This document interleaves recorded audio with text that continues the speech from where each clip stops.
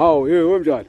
Hey, Gatsheni ukuthi alifuthi uyaphila. Hayi ngiyaphila njani wena? Hayi, akuncenge Gatsheni mfowethu. Hayi mtshali. Izinto yiningi isikhathi esincane Gatsheni. Hayibo mtshali. Hawu, i-TV ngathi uwasha i-TV iyawashwa i-TV kanti manje. Ya Gatsheni ngingcolile kanti Gatsheni i-cleanliness i-hygiene awuyazi Gatsheni. Inkinga Gatsheni angifundanga. Iyawasha i-TV ucabanga ukuthi wena lezi intuli zoyisusa ngani intuli oba zinjena. Hayi khona hayi mtshali hayi. Hayi mtshali angikhumbuli mina i-TV iwashwa. Ngeke usathatha noma mhlawumbe lokho okungamaqobanyana lokho okuye kungathi bathi i-feather dust. Gatsheni awuzungilawula.